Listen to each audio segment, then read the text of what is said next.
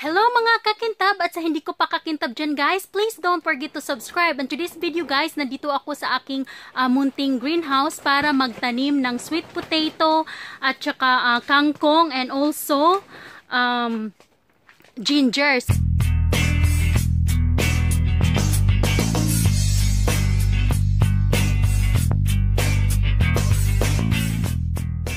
Papakita ko sa inyo guys, ganito lang ang paggawa ko at pagtanim ko. Ito ay bathtub ng aking anak guys.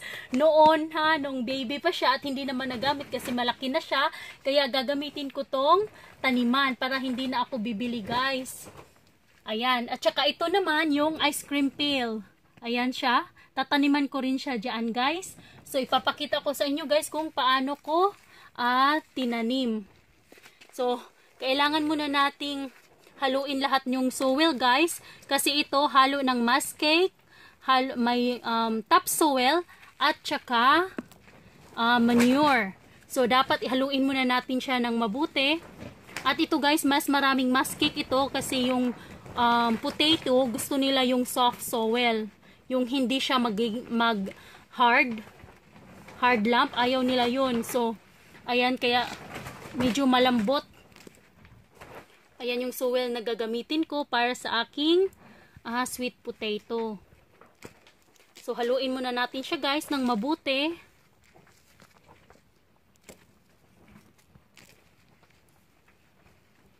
Hinalo ko na siya. At saka haluin muna natin more para ma-mix talaga siya ng mabuti. Yan, itapon yung mga malalaki. Hindi natin yan gagamitin, yung ganyan lang. Halo-halo. Halo-halo. So, ito yung taniman ko guys. Kasi ang kukunin ko lang naman guys ay yung leaves ng potato. So, hindi ko kailangan ng sobrang deep. Pero kung mag-ano siya guys, meron siyang potato na sa ilalim, haharbisin ko rin. Pero, ang after ko guys ay yung dahon. Kasi masarap kasi siyang isalad. Yun talaga yung na-miss ko. Kasi hindi kami nakakabili ng dahon dito sa Canada. Dito sa area namin. Sobrang wala talagang mabili na dahon. Nung katulad ng ibang bansa, nakakabili sila. Pero kami dito guys sa Alberta, nandito ako sa Alberta, Canada, wala ka talagang mabibili na ganun. Minsan, pambihira lang talaga. Kung meron man, pambihira lang talaga. Ayan siya. So, ayan na. Very soft na siya, guys. Ang ganda ng soil, oh. Mix. Ang taba, guys. So, ayan. At ipapakita ko sa inyo yung aking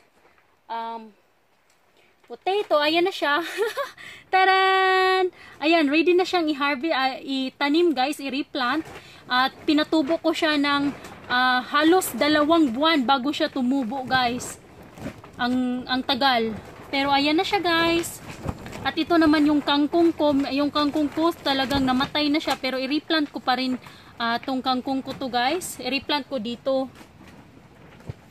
Ayan, dyan ko siya i-replant. At saka ito munang uunahin ko yung sweet potato. Dahan-dahan ko siyang kukunin kasi napuno na siya. Meron din akong eggshell dito na panghalo din, pangdurog para may calcium yung lupa. Basta durugin nyo lang siya ng durog na durog guys, kasi dry na yung egg, easy to crunch na ba, durog siya ng madali lang madurog. So ito, tingnan ko kung para, oops, so ayan na siya guys, yung itsura. Ayan, so yan yung itsura ng aking sweet potato. So ready to replant na. So ang gagawin ko lang guys, titingnan ko kung saan yung nag-grow. Doon ko siya gentle lang, very gentle, para naman ay hindi matanggal yung mga ugat-ugat. Ayan siya guys. Ayan, kung nakita nyo. Ito, ano pa to? Yan, isa. Tapos ito, parang pwede ring dalawahin natin para mas marami ang matanim. Ayan. So, ayan na siya guys. Yan lang, ganyan lang. Pagpasensyahan nyo yung kamay ko guys kasi nagtatanim, madumi talaga. But anyway, yan na siya guys. So, itatanim natin siya doon. Pero, ilalagay muna natin ng, damihan muna natin siya, guys. Ito, walang ugat kasi hindi nakababad sa tubig. Pero, I will try to plant it, guys. Ayan. Sobrang dami niya, guys.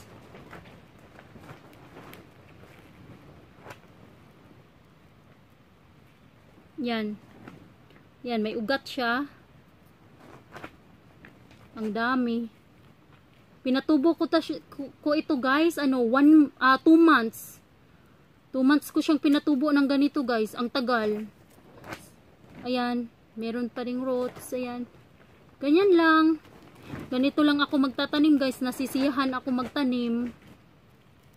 Mahilig talaga ako magtanim, guys. Yung asawa ko, hindi naman mahilig talagang magtanim. Hindi rin mahilig mag-butcher. Ako lang talaga. Ayan. Pero tumutulong siya sa akin, guys. Tinanim niya yung sweet potato. Kasi mahilig siya sa sweet potato. Yung favorite niya yun. So, ayan. Ang dami, guys. Sa isang ano lang, oh. Sa isang sweet potato lang. Ang dami mo ng matanim. So, ito, i-ano ko na lang sa tabi. So, ito na siya, guys. Ayan, may ugat siya. So, itatanim na natin, guys.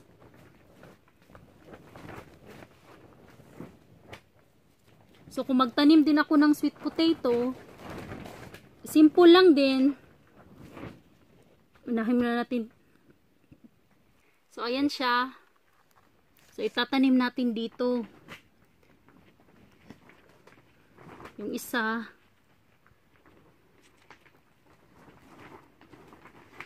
Make sure na nakaberry yung nakabaon yung ugat, guys. So, ayan. So, ito naman dito sa gilid.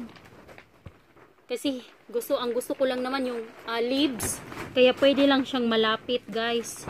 Pero, kung gusto nyo ng yung sweet potato niya, kailangan yung may distance, medyo malayo yung distansya. Pero kung yung after nyo naman ay yung leaves lang, kasi nakakabili naman kayo ng sweet potato sa market,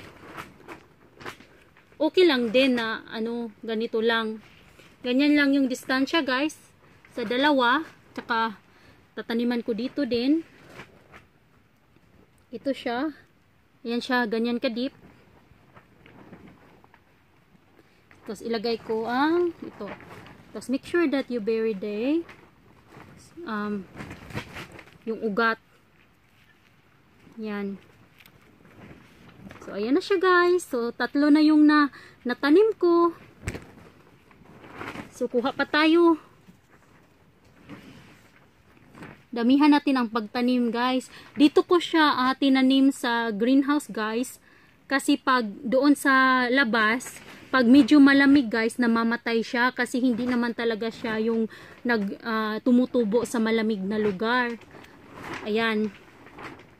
Kaya, nilagay ko siya sa greenhouse para makontrol yung hindi siya ma-frozen. So, ayan. Tapos, nilagay ko pala siya sa guys, dito sa pot, kasi pag winter, ilalagay ko siya sa loob ng bahay.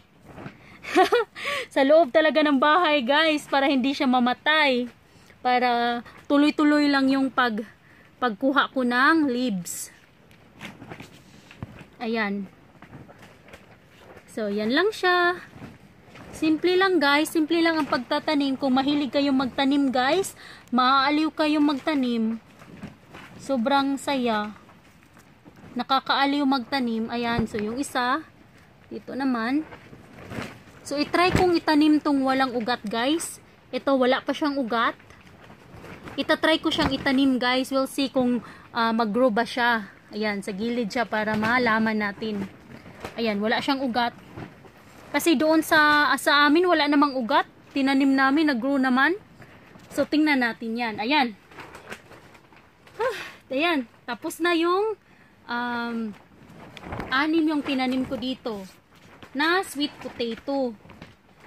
So, itry naman nating magtanim guys ng yung ginger. Para mapakita ko rin sa inyo. Yung ginger guys, pag tumubo na siya, i-replant ko ulit guys. I-replant ko yung ginger pag tumubo na siya. But for now, ilalagay muna natin siya dito sa, ayan, soil na malambot. Kasi gusto nila yung moist ganito oh, na soil. Ayan siya, may halo siyang muskeg. Ayan, very soft talaga. Very nice. At ilalagay ko yung ginger. So yung ginger guys, pumipili ako ng ginger na may mata. Ito, tinatawag nila itong mata. Ito yung nag-grow guys. Ito, ayan siya, yung buhay na mata. So pinili ko siya guys at itatanim ko sila close each other. Kasi i-replant ko naman siya guys pag tumubo na. Yung nag-ano na ba siya, nagdahon, i-replant ko siya ulit. So ganyan lang siya guys. Pinahiga ko lang siya. Tapos, i-cover ko lang. Tapos, dito naman sa kabila. Ayan, may mata din siya guys. Kung nakikita nyo, may mata din siya na buhay. So, ganyan lang. Ganyan lang ako magtanim guys. Tapos, cover. Kasi, tatanggalin ko yan guys. Pag tumubo na, pag may dahon na, i-replant ko siya ulit. Ayan. So, lagay nyo dyan. Tapos cover ulit. Hindi naman kailangan maging perfect. Ganyan lang. Tapos meron pa akong isa dito. Ayan. May ano siya din siya. May mata din siya guys. So lagay natin dito din sa gilid. Ayan. Or medyo sa gitna na lang. Ayan. Sa gitna. Sa gitna ko siya nilagay. Tapos ganyan lang. I-cover nyo lang. Hindi naman kailangang very very moist. Pero yung ito, yung muskeg, ito yung to keep the moisture para hindi siya ma-dry. So ayan siya. So ganyan lang siya guys. Ito. So i-replant ko tong kangkong ko. Ayan, meron na din siyang mga ugat-ugat. Maghahanap ako ng pail na lilipatan. Kaya ito yung lilipatan ko guys na pail, na ice cream pail. Kaya ko siya pinail guys kasi para mapasok ko sa loob ng bahay. Pag mag-winter na, malamig na, dadalhin ko na lang to guys papunta doon sa loob ng bahay. Meron pa rin akong gulay.